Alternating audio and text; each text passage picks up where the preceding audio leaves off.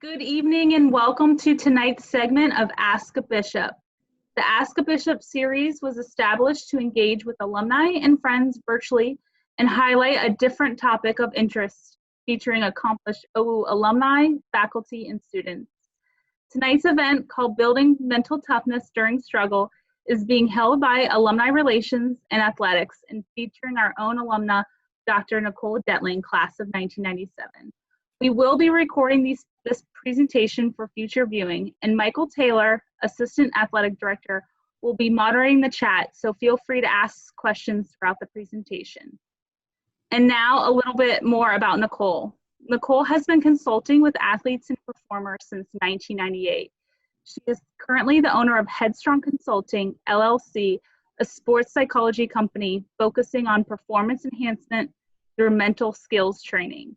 Nicole is currently the Director of Mental Performance as well as the Mental Performance Coach with the national team, athletes, and coaches. She has appeared on the Colbert Report, NBC, the Olympic Channel, and has been heard on NPR and podcasts. Nicole, take it away.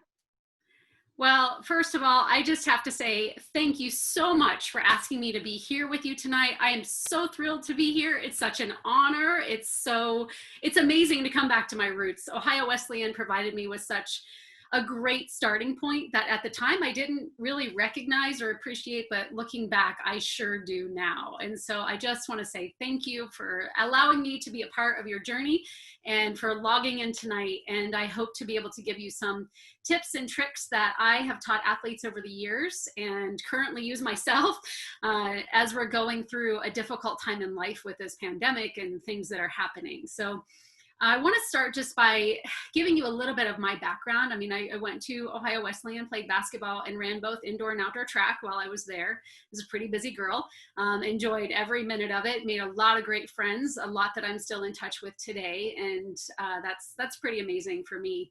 And from there, I went to Ithaca College, where I got my master's degree in the field of sports psychology, and then did an internship at the Mayo Clinic, where I was in the sports medicine center, and all the injured athletes who came into the sports medicine center would see the physician, the physical therapist, and me, or one of the other mental performance coaches that were there. And then from there, I went to the University of Utah to get my Ph.D. And the reason to get my Ph.D. at the time was my goal was to work with Olympic and professional athletes. That's what I wanted to do with my life. And at the time, you had to have a Ph.D. to do that. So I went all the way and got my Ph.D. And I still live in Utah. I moved out here in the year 2000, and I was going to get my degree and get the hell out of Dodge. And 20 years later, I don't want to live anywhere else. I've fallen in love with it out here and am enjoying my journey.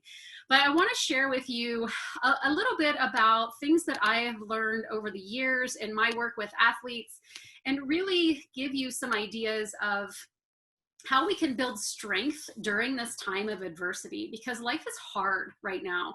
And a lot of what athletes go through and the things that they do are really about adversity and getting through struggle. Yet my job as a mental performance coach has really given me the opportunity to learn from and experience some of the most amazing people in the world. And I get the opportunity every day to live my dream of inspiring others to be at their best, to be the best version of themselves that they can be. And I get to do that through mental performance coaching. Now, I want to get a little side note here, because I think a lot of people get confused in what mental performance coaching actually is.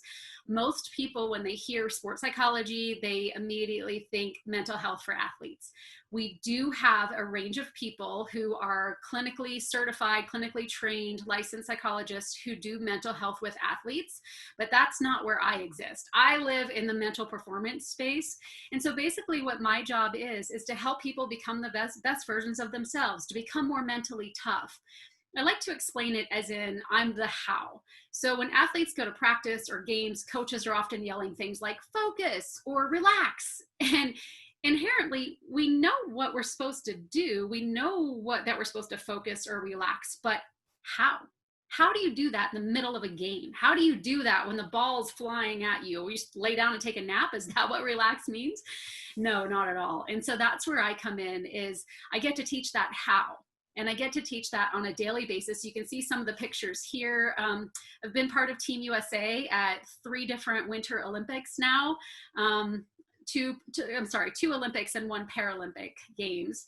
And I've worked with a lot of professional athletes. I've worked with, in fact, if I look back at my history, I've had the opportunity to work with 32 Olympic medalists. So that's Olympians who actually won medals, not just went to the games, which I still think is a big deal, but you know, winning a medal is bigger. I've worked with 12 world champions. I've been involved in 3 different professional organizations. I worked with the University of Utah athletic team for 5 years and was a part of a lot of their championship events. And I work with a lot of high school kids and middle school kids, in addition to having the opportunity to do things like this, where I hope to be able to make an impact for all of us. Because at the end of the day, everything we do every day is a performance. We perform at our jobs, we perform as parents, as spouses. During this pandemic, we've had to perform in ways that we were never aware of or thought that we could do. And what I hope to give you tonight are some tips on how to do that at your best, how to build strength during the struggle. You know, it's easy to be mentally tough when things are going your way, when everything's working for an athlete, when you're winning, when you're at your best, when you're on a high, life is good. It's easy to be mentally tough. But true mental toughness exists in the struggle. True mental toughness comes out when things just aren't working or going your way.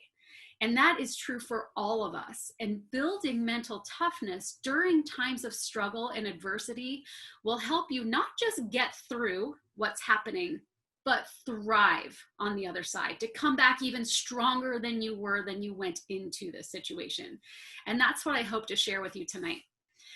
So I love this picture because I think it's very applicable to where we are, in that if you think of this picture being taken on New Year's Eve 2019, we were getting to that corner thinking life was good, and then 2020 hit and boom, it hit the fan. This is what a lot of people are feeling this year. It's hit the fan. And what I talk about a lot in sports is it's not the fact that it hits the fan that matters, it's what you do next. At some point in your life, at some point in a sports season, it's going to hit the fan. That's the reality of living, right? And for all of us, it's hit the fan in 2020, right? The fact that it hits the fan is where a lot of people get stuck. And I like to call that getting stuck in the suck, because let's face it, 2020's kind of sucked, right? And we can easily get stuck in the suck.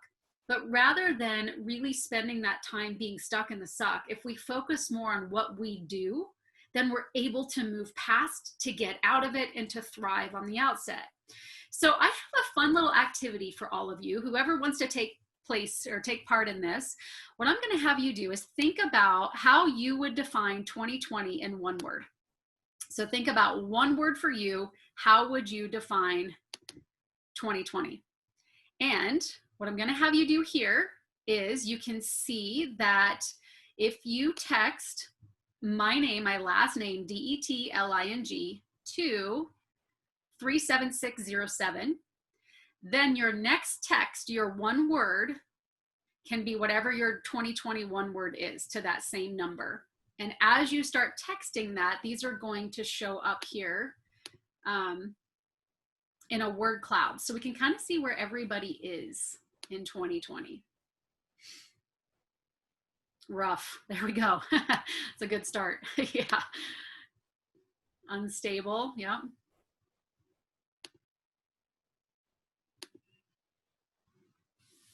Yeah, there we go. Somebody hit that one on the head. Challenging.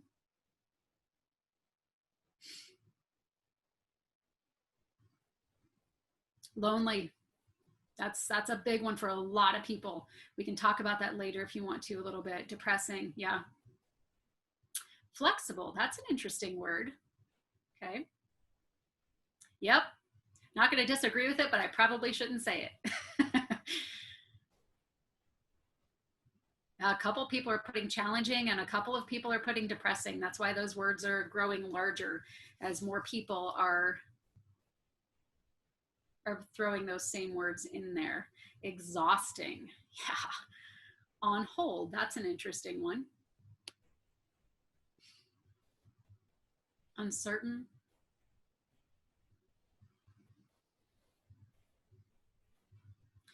as these are coming in, I want you to just take a moment and think about just looking at this and looking at whatever word you put in there, but then also just kind of seeing what other people are identifying 2020 as. And just for yourself, just think about how are you feeling looking at this? What is this doing to you, doing for you? In some ways, I'm hoping that it shows you that you're not alone, that a lot of people are really experiencing some trouble, some adversity, not sure how to get through this difficult time. People are having a hard time. And I think it's important for you to know that you're not alone, that this is common. These are common feelings that people are feeling right now. On the other hand, there's not a doubt in my mind that also looking at this kind of depresses you even more, that it's kind of like, wow, this has really been hard. And there's a lot of value in just kind of recognizing where you are, recognizing you're not alone there, but then also seeing that as a society, this is where we currently are. This is where the people around you are. This is what they're feeling, right? I see a couple of words in there that might be positive. It's not all negative. I mean, flexible, that might be a positive. Pivoting, that might be a positive. I'm not quite sure how you mean those when you say those, but I think that's an interesting exercise for us to do. And that actually helps me kind of know where you are as well. Oh, we still got a couple more coming in, huh?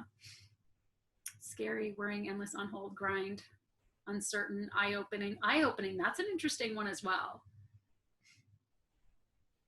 Okay, so let's move forward into this a little bit more. That actually, as I said, helps me kind of understand where everybody is, but I do want you to recognize that you're not alone. You're not alone in those feelings that you have and the struggle that you have. And I think when we're able to identify that, it helps us realize that that loneliness that person had put in there, and probably more than one of you have felt, is a very real feeling. And it's something that we need to pay attention to in order to protect our mental health going forward. So how do we do that? What are we looking at here? What I'm hoping today is to help you understand how to develop your own resilient mindset. So we know resiliency is your ability to bounce back, but I like to add on there subsequently flourish, which I've already talked about some, but really building strength during times of adversity requires a resilient mindset. Everything that I do, everything that I talk about has to do with your mind. The mentality that you take into any situation absolutely can have an impact on the outcome of that situation. So let's look at this. During COVID-19, I mean, it's been several months. I think most people thought it would be over by now, and it's not. And here we go again, and we don't know anything. And there's hope with the vaccine, but what do we really know? Not a whole lot, right? So I want you to just kind of identify where you currently are as well as where you've been. And I think we've all been in that fear zone some. Probably at the very beginning, most of you may have found yourself in that fear zone. But then hopefully at some point you were able to move past that fear zone into the learning zone and start to say, okay, this fear zone is not a fun place to be. It's not helping me to stay here. So I got to move forward. I got to push myself out of this, and eventually, hopefully getting into that growth zone.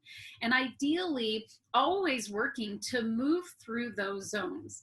Now, a big piece of this also is recognizing that just because you've left the fear zone doesn't mean you're out of there permanently. We can easily go back and forth between these zones. But I think a big part of this whole process of having this resilient mindset is recognizing where you currently are and then taking action to move further, hopefully closer to the end of that growth zone and being able to stay there. But heck, if you're in fear, and even if you can move toward the end of the fear zone, that's better than being stuck more toward the beginning. So always thinking about what can I do today to move myself a little bit further on this line. And that's a first part of that resilient mindset, is really understanding where you are and how you can move forward. And I'm going to give you strategies for doing that today. So strategy number one is acceptance. I hear so many athletes, so many parents, so many coaches, well, I don't like it. I don't want it to be this way. This isn't what I signed up for. You know what? You're right. And there's a lot of value in the fact that you're right. However, Until you accept the circumstances as they currently are, you have no chance of changing your mentality about those circumstances.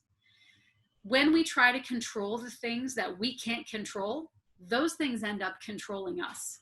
And that leads us into that fear zone. It gets us stuck in that fear zone. It gets us stuck in the suck. So we don't have to like the fact that we are in the middle of a pandemic, but we have to accept it, right? We as individuals are not going to change the pandemic. Trust me, I wish I had a magic pill that would make it all go away, but I don't. None of us do. And we're doing the best we can. So although I can't change the fact that the pandemic is here, what can I change? I can accept the fact it's here, and then I get to choose what I do next. That's where your power exists. In what are you going to do next? What are you going to do next? Now, interesting for anybody who's interested in history is this, the picture right here in the middle was taken during the 1918 Spanish flu. Look at this. They're all wearing masks. If you can look closer, this sign that this person is wearing says, wear a mask or go to jail. This was during the 1918 Spanish flu, right? It's interesting how history tends to repeat itself, and we need to do a better job of learning from history. So if we go back to the fact that we can't change the fact that COVID-19 is here, that we are in a pandemic. It stinks. It's not fun.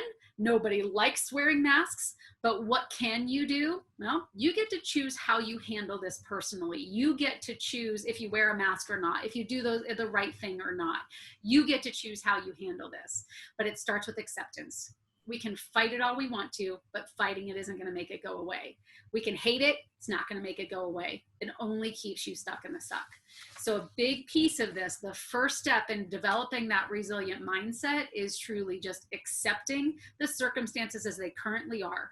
And then and only then do you have an opportunity to change your own mindset, which means you have an opportunity to make a new future for yourself. And that takes us into the second one. Now, this is some interesting information that I found. A study that was conducted by researchers at the City University of London indicated that up to 1/3 of successful entrepreneurs are dyslexic. Up to 1/3. That's 3 out of 10, you guys.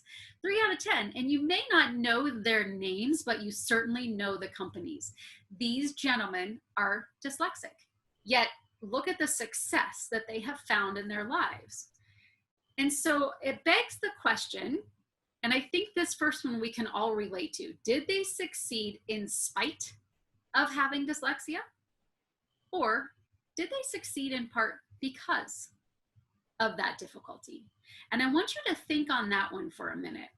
Now, I don't personally know any of these gentlemen, so I cannot speak for their personal challenges and their experiences in life. However, we can all imagine that when they were growing up, our teachers were not nearly as trained as they are now.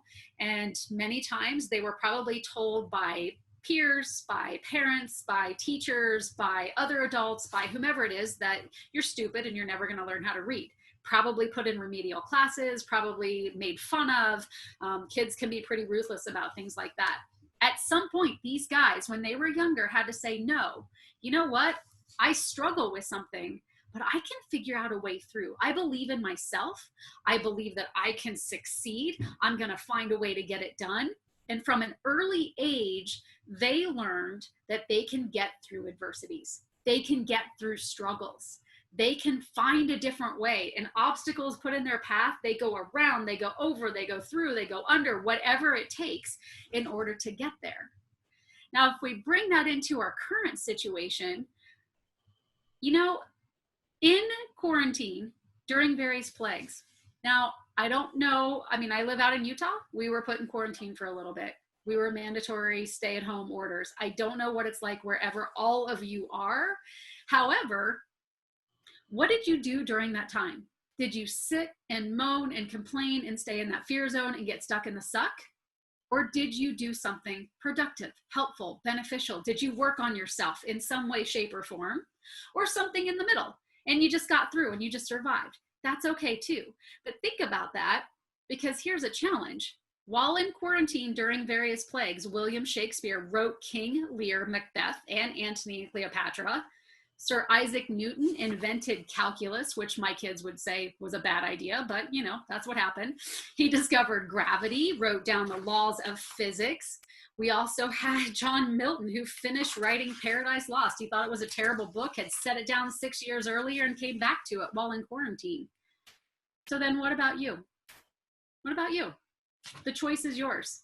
As we continue through this pandemic, you can either allow the circumstances that you have to dictate your actions, or you can choose your actions that will help control your circumstances. We got to accept these orders. We got to accept the reality of our world right now, but we don't have to get stuck in the suck. We can choose our actions. We can control our circumstances. You know, in 20 years, someone's going to ask you, how'd you get through that pandemic? What did you do? Right now, whether you realize it or not, whether you are deliberately doing it or not, you are writing your story. You're writing your story. What do you want that story to say? And because we're not at the end of the pandemic yet, you still have an opportunity to write the ending of your story. We can't go back and change what we've already done, but we can certainly make decisions going forward. And that's something I want you to think about, is how do you want your pandemic story to end? Because you have a chance to write that right now. And that to me is exciting. To have that option, to understand that we each have the opportunity to do that is pretty cool. So that brings us to our second way of building mental strength through adversity, is finding the opportunities. In other words, anytime a crisis hits, anytime that you're struggling, you're going to recognize it. Your brain's automatically going to recognize it and say, that is a struggle, that is a difficulty, I don't like it. Examples: online learning. Those of you who are students, current students right now, who are used to going to class and all of a sudden everything got pushed online, and maybe that's something you weren't comfortable with. That's a difficulty. What's the opportunity within that difficulty? Same thing for social distancing, for wearing masks. Those of you who are athletes, your seasons, your sports have been postponed or canceled. What are the opportunities? Is it a struggle? Yeah, absolutely. And by looking at the opportunities, I'm not trying to take that struggle away from you. What I want you to do is get out of the suck. So look at those difficulties you have in your life and say, yeah, that's something I'm struggling with. Yeah, that's real. And I can keep focusing on that. Or I can look at that and say, what are the opportunities, right? So online learning, if that's your struggle, what's the opportunity? Social distancing, what's the opportunity? Wearing masks, what's the opportunity? I want to go to the postponed and canceled. So I work with a number of different Olympic athletes who are set to go to the games, this summer. And what do you know? The Olympics got postponed. The Paralympics got postponed a year. And so I talked to a lot of them, and sure, it was really, really challenging for them. And my main message to them at the time was, when in your life do you get a do-over? When do you get a mulligan, a free mulligan? If you take a look at your life right now and say, okay, I was going into the Olympic year, and I guarantee you every athlete has that thought of, oh man, I should have done more of this. I could have been doing that. I should have paid more attention here. You now have an opportunity to pay attention to that thing that you thought was going to hold you back from being at your best when it mattered the most. You have another year to do that. What an amazing opportunity. What an amazing opportunity. So those of you who are at Ohio Wesleyan and you're struggling, right? It's hard. Good news is, doesn't count against your year of eligibility. You get another year of practice. You get another year to improve, to get better, to train, to try some different things and figure out what's going to work for you. Maybe you get some time to focus on your nutrition or your sleep.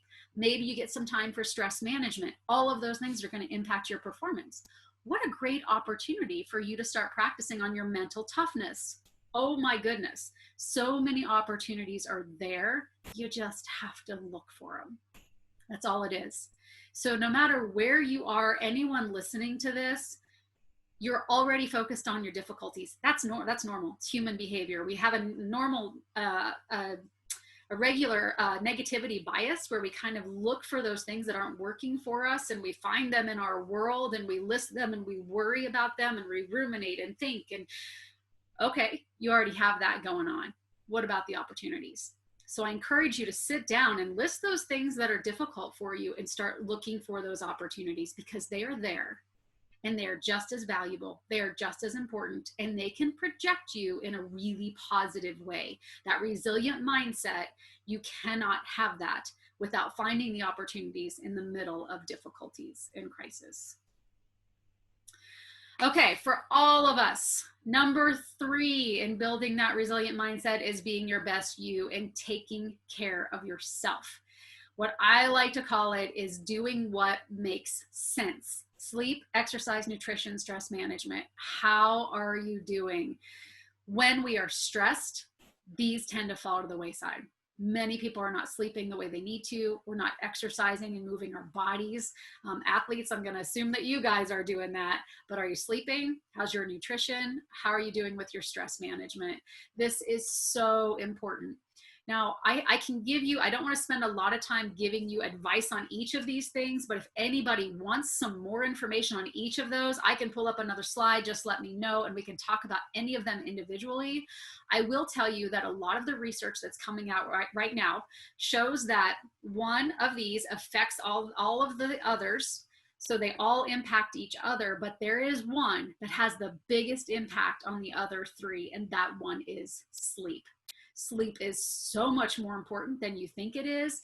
It has so much more of influence and power over your performance, not just as an athlete, but as a human being, just getting through the day. If we're not sleeping well, we're less likely to move our bodies. We're probably not fueling our bodies very well. We're grabbing the sugar and the caffeine and things like that, and we're not managing our stress very well. And that just relates in this circle of doom, basically, by not taking care of ourselves. So I really want you to tap into this, and you're being your best you. And even if you just focus on one of these 4, just improving it a little bit can have some massive impacts on your life, as well as your performance, not to mention your performance. Part of this stress management, we're going to do something right now because that word cloud was just crazy negative and everybody's kind of struggling. I'm going to do something right now. It's a 10-second exercise that I want to teach you about gratitude and the impacts of gratitude and what it can do for you. So it's a stress management technique, but basically what I want you to do right now is just for all of you, like think on a scale of 1 to 10 and how you're feeling in this moment. Like 10 is best ever, right? And 1 is, man, I am like worst day of my life. So think of a number in there before we get talking about this so we can just see where you are for going forward. Okay, so what we know through the science, a lot of research has been conducted on gratitude and what it does for us biochemically, physically, as well as mentally. So when we express gratitude, it can strengthen our relationships, it reduces stress, it improves sleep, what we were just talking about, the necessity of doing that. It increases our self-esteem, so we feel better about ourselves, and also helps to boost your energy. All great, powerful impacts of just showing gratitude in your life. It can make you 10% happier and increase your sleep quality by 25%. Now, an interesting fact about stress is we all feel stress throughout a day. That's a normal part of our being. And when we feel stress, our body releases a bunch of different chemicals, hormones, neurotransmitters, etc.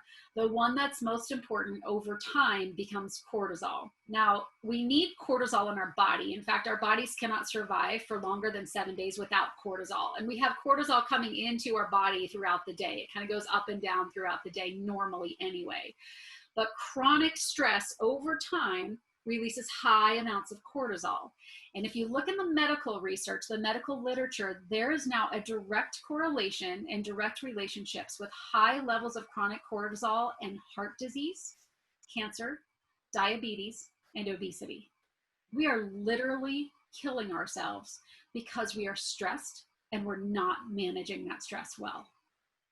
In fact, that medical literature shows that 90% of physician-related visits. So 9 out of 10 times you go to the doctor with some ailment, it has a root cause of stress. We're killing ourselves. Yet, here's the really cool thing about gratitude, is that displaying gratitude, and what the research shows is that 10 minutes a day, and that 10 minutes a day of experiencing gratitude in a lot of different ways, there's a lot of things that you can do to experience gratitude, 10 minutes a day can counteract the negative effects of that chronic cortisol in your life. When you experience gratitude or you exhibit gratitude, you release endorphins, you release serotonin, you release dopamine. And if it's in relationship to someone else, you're also going to release oxytocin. And biochemically in your body, those chemicals break up the cortisol that's there. You can make yourself healthier by displaying gratitude. How cool is that? Okay, so go back to your number, scale of 1 to 10. I'm going to teach you a 10-second exercise that can change the way you feel even in a moment. Okay, so I want you to think about 2 people in your life. It can be any 2 people, maybe somebody sitting next to you, maybe somebody's face you see on the screen. It doesn't even have to be anybody you know. But for 5 seconds each, you're going to think about each one of those people, and you're going to complete this sentence. I truly wish for that person, fill in the blank, to be happy. And really genuinely think about that. 5 seconds for each person. Ready? Go.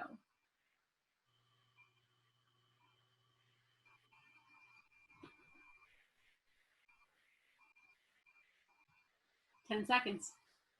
Now go back to that number on the scale. How are you feeling? Most people, when I do this in a room, I can feel the energy in the room calmer, peaceful. There's a lot of smiles. I can see a lot of smiles on your faces right now. It is such a powerful and amazing experience to take 10 seconds multiple times a day and express the joy of loving kindness. What's really cool is it didn't have to be out loud. You didn't have to engage with anyone else. And it had nothing to do with you. Truly wishing for someone else's happiness provides you joy and happiness.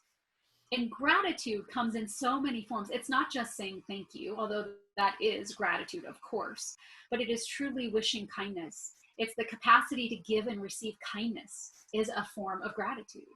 So think about if you did something like that 10, 20 times a day before you go into a stressful situation. If you're about to, like students, you start your finals tomorrow, right?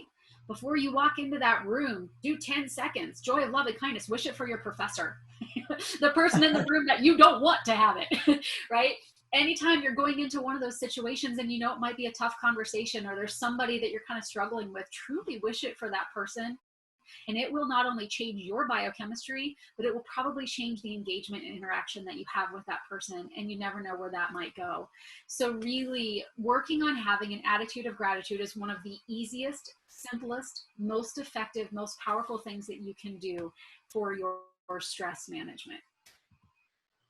All right, process over outcome is number 4. Too many times, I see this in sport all the time, where I have to pull people back from that outcome. So as athletes, yeah, we want to win the championship. Guess what? So does everybody else.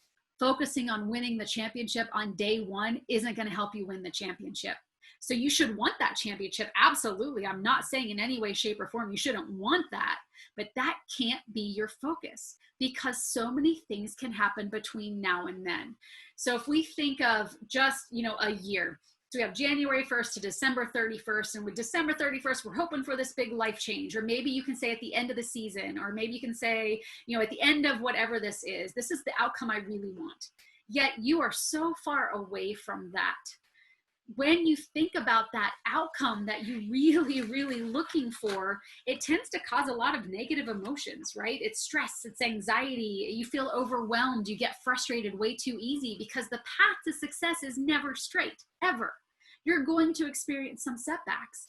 And if you're not prepared to deal with that, you're not going to be very resilient. You're going to get stuck in the suck, right?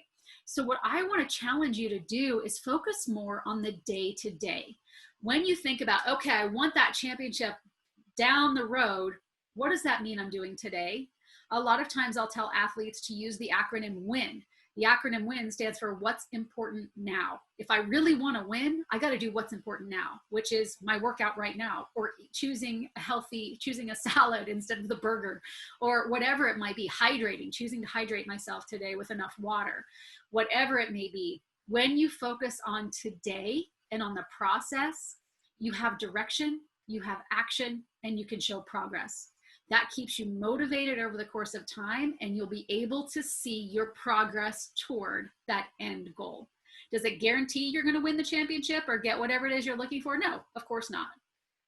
But I can almost guarantee you that if all you're focused on is that outcome, you're probably not going to get that. So you're at least able to find some success along the way to help keep you motivated and committed toward whatever that is. Nicole, I got a question coming in. This is Mike.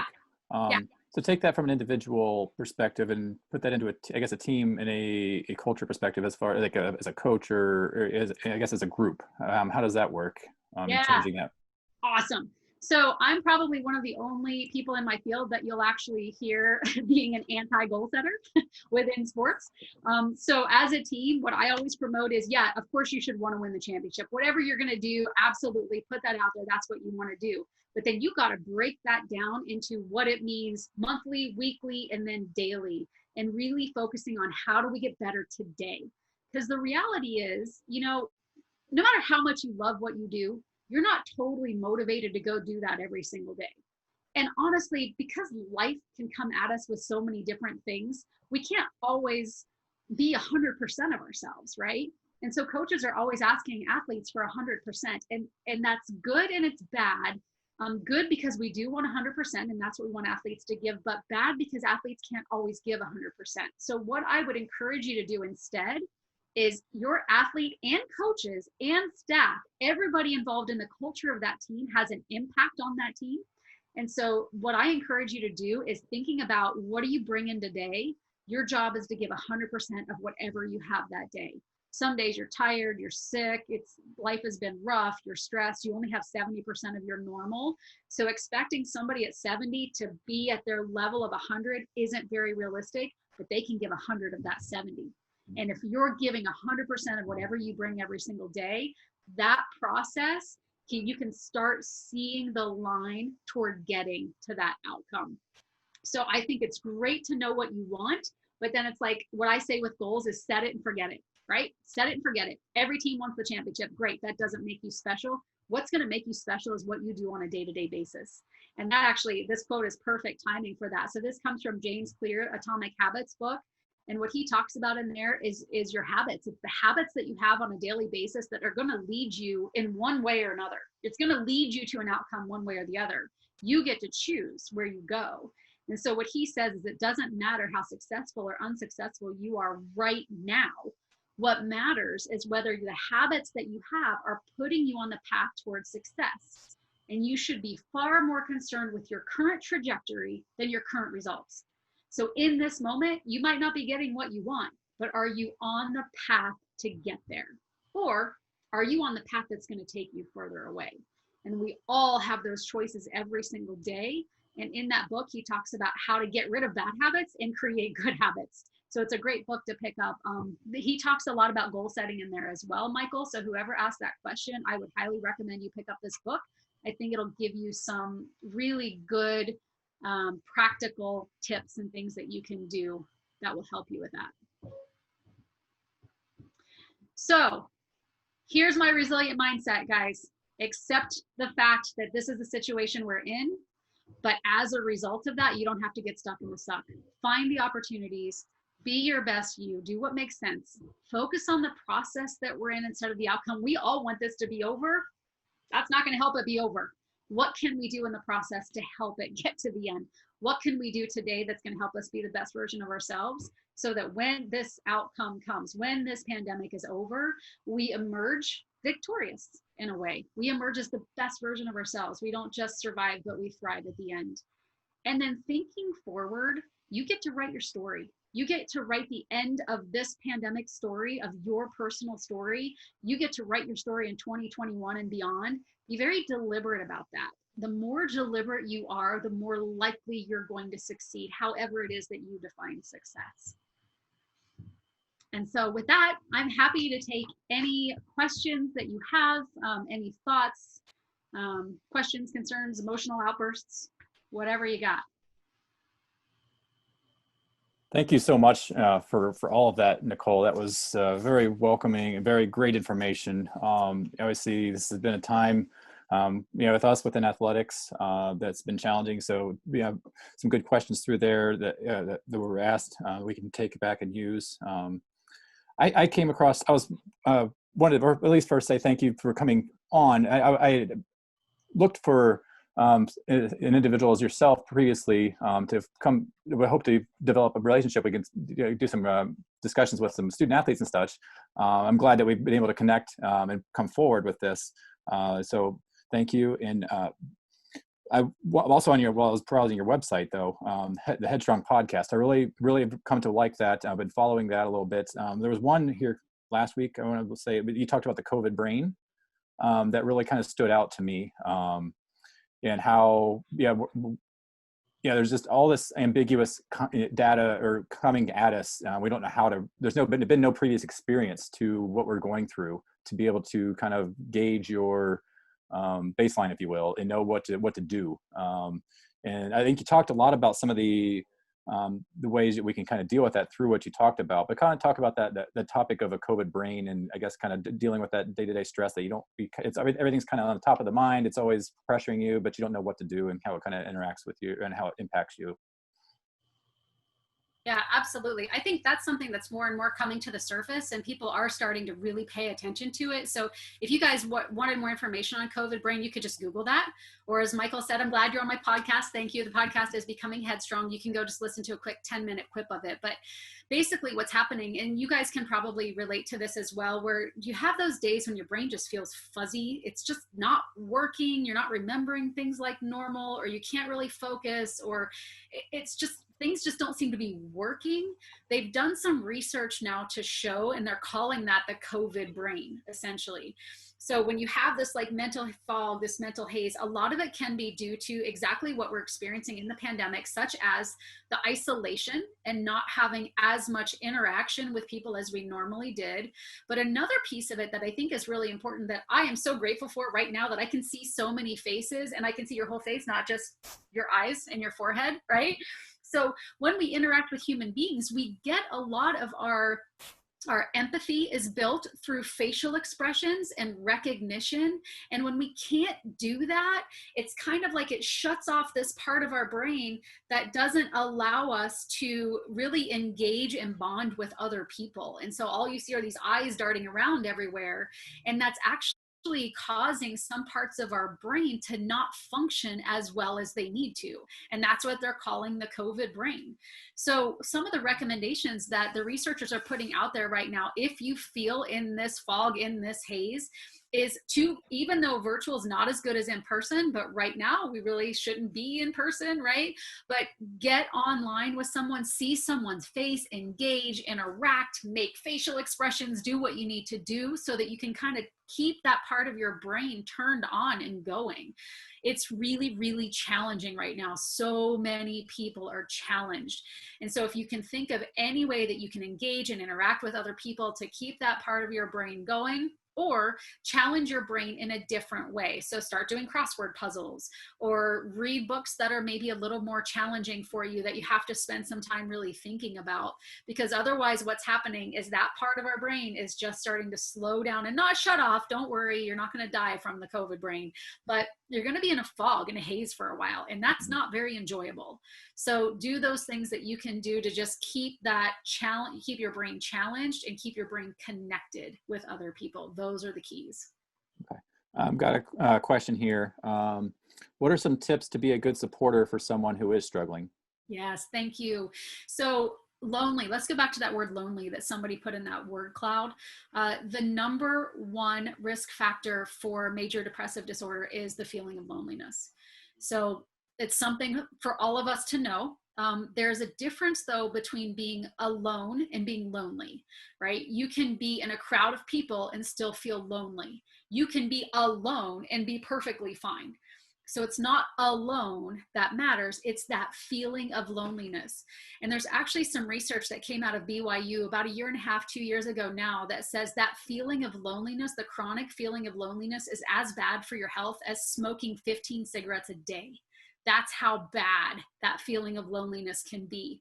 So knowing that's the number one risk factor, maybe if you're in that situation, how can you reach out to someone else? How can you, even if it's a virtual interaction with someone, engage in some way? So set it up yourself, set up some book clubs with some people online, or go on some online courses. There's a lot of free stuff out there right now that so many people have put out because of COVID. It's not that hard to find. So you can take a class where you can see the professor and you can engage in certain ways. You can get on FaceTime with your family. Phone's great, but FaceTime is better. If you can be in person, that's absolutely the best. It's just not an option. During the holidays, this is going to be a big deal for people, because holidays are hard for people anyway, who are already feeling lonely. Then you throw the pandemic on top of it. So some of the things I would recommend you do, if you know somebody who might be in that situation, can you leave something on their doorstep to let them know they're loved? Can you call them? Can you email them? Can you FaceTime with them?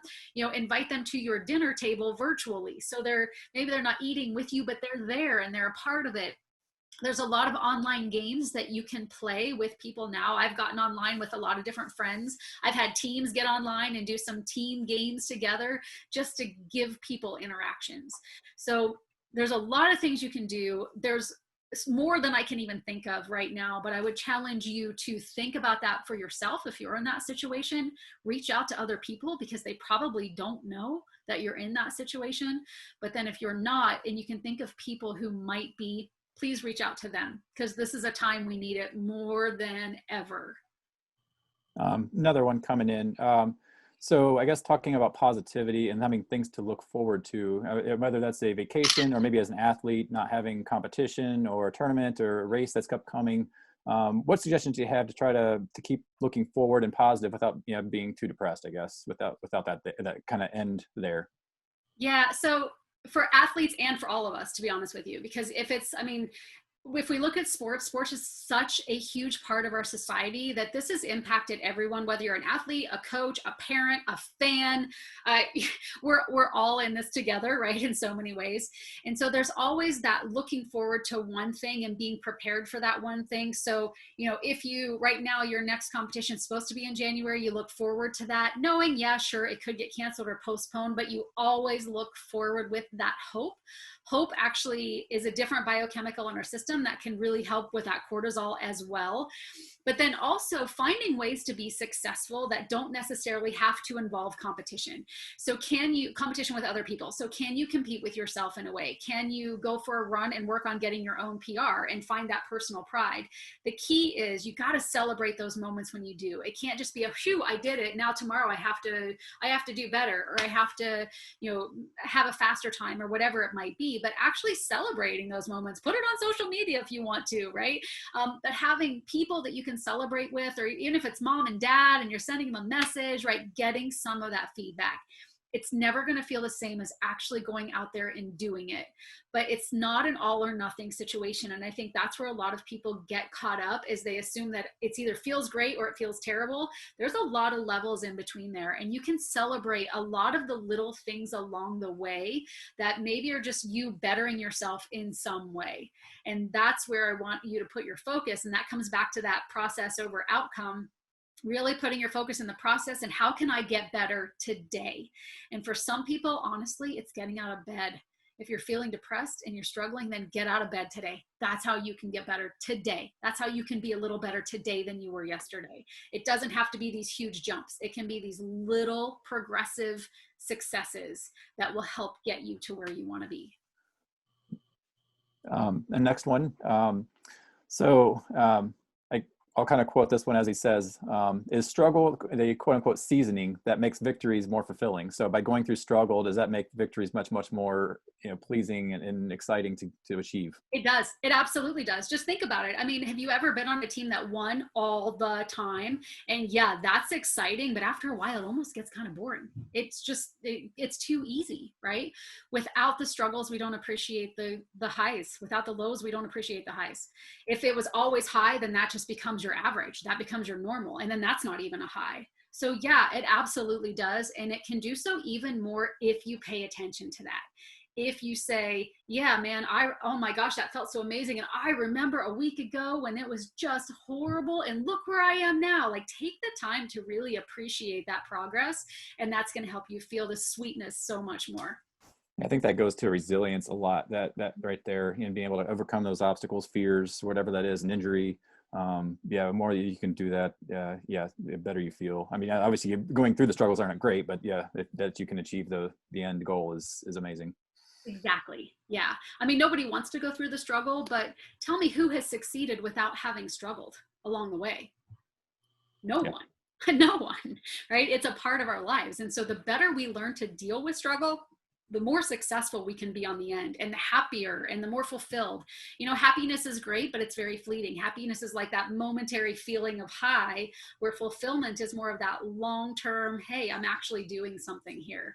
And so really shooting toward that fulfillment can be really powerful through those moments of happiness along the way. Let's talk a little bit, I guess, well, we got a few minutes here before we'll wrap up, but maybe about your time at Ohio Wesleyan. Is there any story or maybe something that sparked your interest in the career field you chose, or just maybe something random? I don't know. Just talk a little bit about, the time at Ohio Wesleyan. A lot of stories that would be inappropriate, but I mean, it was college, right? No, you know what? So I double majored in psychology and sports science. And I remember thinking, I don't know which one I'm going to pick. I love both of these fields. What in the world am I going to do?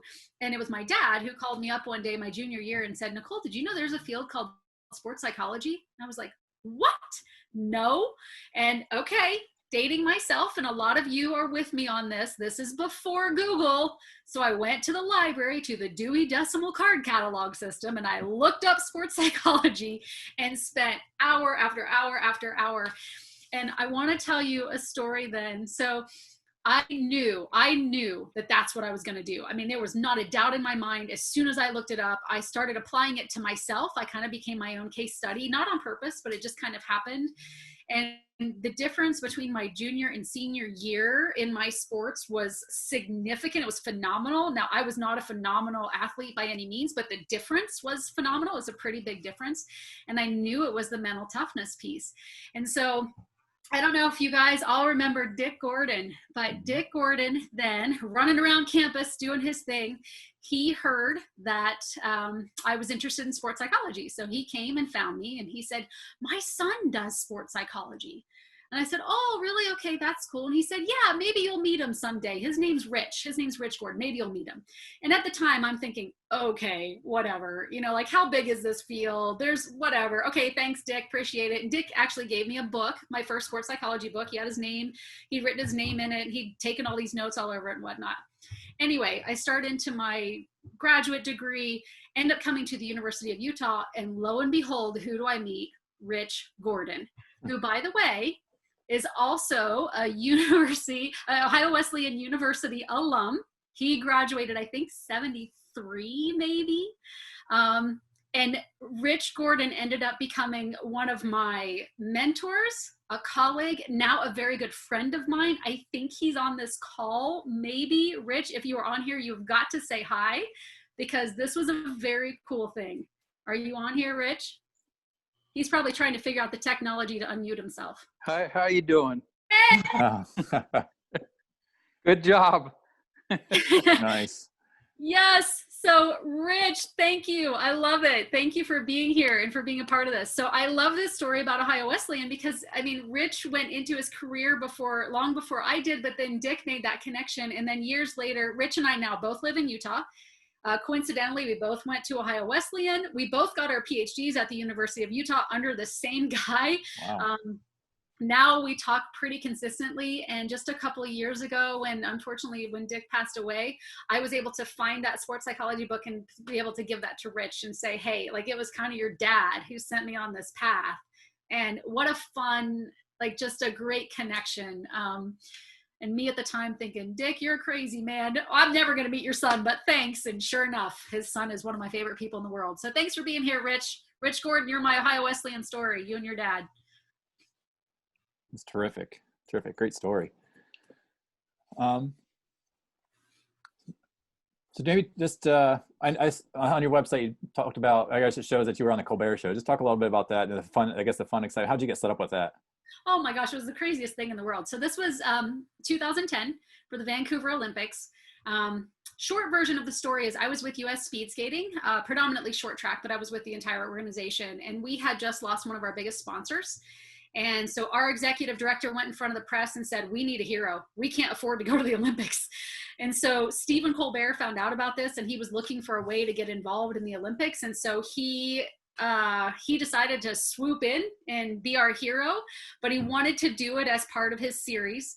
And so if you go back and look at the 2010 episodes, the Olympic episodes from 2010, he actually, in his show, he tried out for 4 different teams. And so you'll see him trying out for, I think, bobsled, curling, I think luge maybe, and then speed skating. And so he has this series where he's trying out for these sports. And at the end of the speed skating one, which was the last one, our coach says, Steven's like, did I make the team, coach? And the coach is like, well, no, but we do want to welcome you on the team as the assistant sports psychologist, was the line. And so he became my assistant for the Olympics because I was the sports psych with the team. And I thought that was it. You know, I had met him when he came out for the filming. It was great.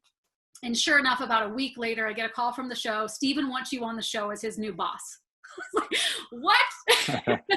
So it was within a week. Yeah, it was within a week. They flew me out there. They said, pick an athlete. We don't care who it is, but we want you to bring an athlete with you. So I chose a girl who was, she had just missed the team. She was the first alternate, and she and I flew to New York, and I was on the show as Steven's new boss. And taught him how to do sports psychology with this skater. So it was a pretty fun experience. It was certainly nothing that I ever expected, but talk about icing on the cake. I had so much fun. And I'll tell you what, you guys, that guy is exactly who he shows himself to be on TV in the green room. I mean, this dude is so witty and so smart and so stinking funny. They had to do my makeup a couple of times because before the show even started, he had me laughing so hard my makeup was running. So it was a pretty fun experience, and I'm super grateful to have had that experience. I did tell him at the Olympics, though, I ran into him at the Olympics. He was there. No, he was not actually the assistant. You would be surprised at how many people were really mad about that, thinking he was the actual assistant. He was not the actual assistant. It was a gimmick, right? He was all there for his show, but I did run into him while I was there, and I told him he was fired. And he looked at me and said, what? Why? And I said 2 things. 1, you haven't brought me a single cup of coffee, and 2, you make a lot more money than I do. So he just laughed and he said, well, you can get my assistant to go get you some coffee. No, I'm good. Thanks, Steven. But yeah, super fun experience. I think I saw, Carrie, did you just put the episode up in the chat? Yeah. So you guys. Yeah, I recommend anybody go out and check it out after we're done here. It's funny. Super funny guy. I'll tell you, there was about 5 minutes that got cut out that wasn't part of the show, where I wish I asked them, I begged them for the clip so that I could have it. And of course they wouldn't have given that to me.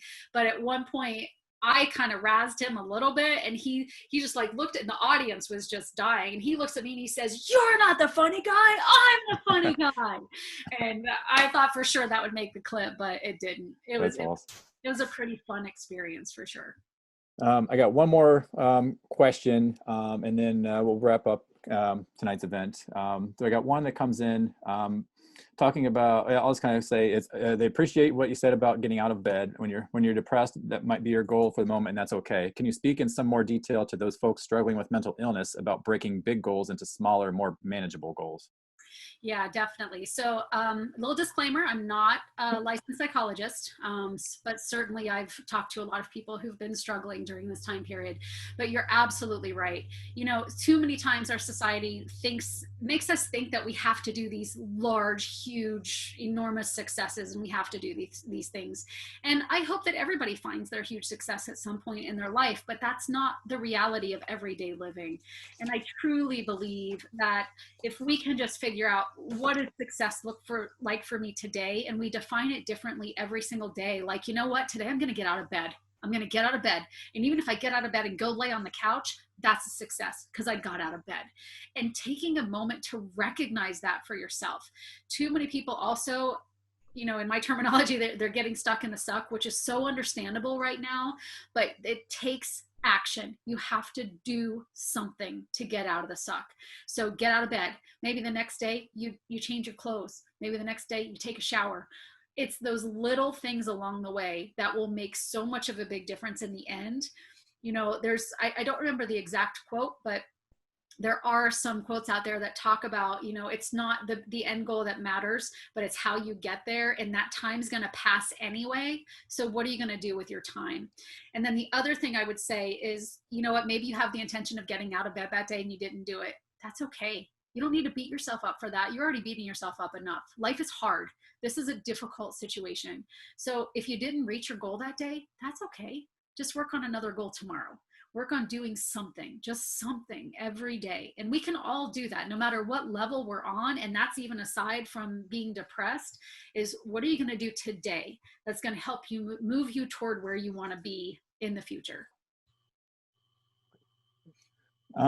Yeah, we'll move on from here. I wanted to, since you were a basketball player at Ohio Wesleyan, I figured we'd reminisce here a little bit, maybe, and show you the updates to the arena, and I'll kind of talk about some of what we're doing with the arena.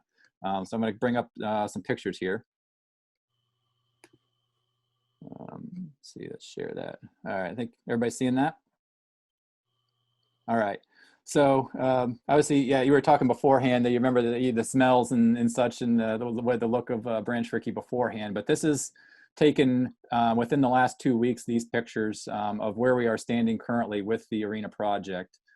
We started this really about the last week of March, really as kind of we were shutting down for COVID. So this has all been done during COVID times, which has given us some joy and happiness during the time to look forward to. So giving us some reason to come into work and work through this. But we're going through. We're about a week and a half or so away from completion at this point.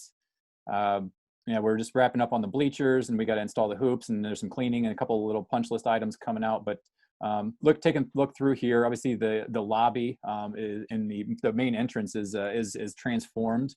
We took the entranceway and put it to the outside, put a backlit light on the outside to make it really more of an athletic and a welcoming entrance into a much more open lobby setting. We brought in some of the historical pieces of the old floor as far as decor. As you can see, the old center court up above what is now a concession stand and storage room. There'll be just kind of a trophy case in there. We've redone obviously the lounge up on the second level. So we're really looking forward to this and how it's going to change the welcoming atmosphere and game day experience for the fans, or even student athletes and such around this location. We've got a picture of the 1988 men's basketball championship team, kind of honoring them. And there's actually another piece of the floor above the doors on the other side of the lobby that you can't see from this shot. But we're trying to, and then also back in, I'll try to bring my cursor here, but in the back in here by this little dark area, there's actually right here to the right of this trophy case is the Branch Rickey kind of a museum piece. So we got some history and some pictures of Branch Rickey, at Ohio Wesleyan and his story, along with introducing Charles Thomas as being first Black athlete at Ohio Wesleyan. So that's kind of there. The arena. We've got actually paint along all of the walls. It's no more cinder block look and fading paint. So we got white along all the walls, brightening it up. We got new LED lights, new scoreboards, brand new floor, new bleachers, sound system.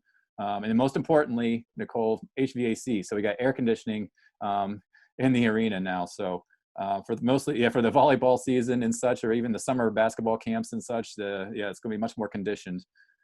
So that was a big need there. And then the top left is kind of the look of the opposite side of the gym, bringing in the big bishop, kind of instead of leaning on owu, he's leaning on the court, which I thought was kind of a nice touch. And then right in the center on the top is our training room. So instead of having student athletes hobble up to the third floor with a torn ACL or a knee injury or other ankle injury or whatever, we've got that on the first floor instead of the storage unit that was in there before. And that actual storage is over to the other racquetball court on the other side, towards the lobby where the concession stand is. So, and then on the third floor where the training room is now an officials and women's staff locker room.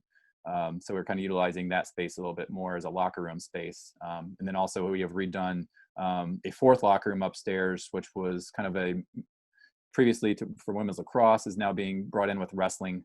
Wrestling has their own space as being a user of Branch Rickey Arena. So a brand new locker room for them. So that's just kind of the quick update on where we are with that. So within the next few weeks, we are looking to close this thing out, and we just, we can't wait to show this project off. That's the unfortunate piece about, I guess, about where we're at, though. We can't have a quote unquote open house and bring everybody through here and have a game that's got fans and the whole piece of it. But I just want to thank everybody who's been, all the support that was gone into this as far as donations and anybody else who's been impacted on the project. We're looking forward to this, and it's going to be well received, and the student athletes are going to benefit from this for years to come. And it's bringing a fresh look to a very iconic space that I know people every time they come in just love the space and the ceiling and everything, that we've been able to keep it the way it is, and just improve upon the look of that. So and then as of now, we're looking to progress. We obviously, this past fall, we weren't able to compete in anything. We were able to still have student athlete experiences, practices, a lot of more virtual team meetings and such, but we were able to get through the semester without having to shut down operations per se. A lot more cleaning protocols and transition times between practices and all that. So but this upcoming semester, we're looking at trying to work on having competition for all sports. So whether that's initially starting to get some winter sports back in mid to late January as students are coming back to campus to try to get in, get a couple weeks of practice, start competing hopefully that first week of February or so. And then as students continue to come in, we'll get some spring sports and fall sports back in and see what their spring seasons could look like. We working with the conference and the university and NCAC and NCAA on all the protocols, and trying to figure out if we're going to be able to have fans with the local Delaware general health districts and things. So a lot of things, kind of up in the air still, but we're working hard on getting taken care of all of that. So if we can get to, no matter what, if you want, please join and support on watching Bishops live. We'll be streaming all of the games that we do get to have. So look forward to having everybody join on and support the Bishops. So. And speaking of support, I'm going to pass it on to my colleague, Andrew Deal with Team OU. Thanks, Mike, and thanks, Nicole, for a great presentation. First off, I'd like to thank everybody for joining us. There will be a survey that's sent out following the event, so we would love to hear your feedback. Only nice things, though. But no, honestly, we love all the feedback. We hope to continue having more events like this. And speaking of support, like Mike said, I work with Team OU. I'm also an alum, class of 2014. And all of the things that we're able to provide to our student athletes, there's support from the athletic department, there's support from alumni. And Branch Rickey was done through support of our generous alumni. We would love, if you're able to continue or to start supporting our student athletes. Obviously, during this time of COVID, we try and offer all the same experiences that our student athletes would have, minus competition. With Team OU, the money goes directly to supporting the teams. It helps offset some of our COVID costs of having to fog locker rooms, buy an extra hand sanitizer. Coaches, it allows them to be creative with recruiting in a time where not a lot of high school sports are happening either. So we would really appreciate any support. I believe there's a link in the chat. You can also go to owu.edu/give and select Team OU. And then finally, to kind of wrap things up, we will be having a town hall with Rock on December 10th at 7:30 p.m. And he'll give kind of a wrap up of the year and a look forward into next semester. So if you have any questions, please feel free to reach out to Carrie Kirkpatrick, who welcomed us, or myself, Andrew Deal. And we look forward to seeing you all again. And thank you again for joining us tonight. I just got one more shout out to go before you wrap up, Carrie. My intern assistant, Ethan Soderna, I know is on this call. Thank you for your work on getting the all our publications and marketing ready for us to promote this to our student athletes in the Ohio Wesleyan campus. So appreciate your work. I'll see you soon. Thank you, everybody, and have a great evening. And thank you so much, Nicole. This was fantastic. You bet. Go Bishops. Go Bishops. Thank you, Nicole. Thanks, everybody.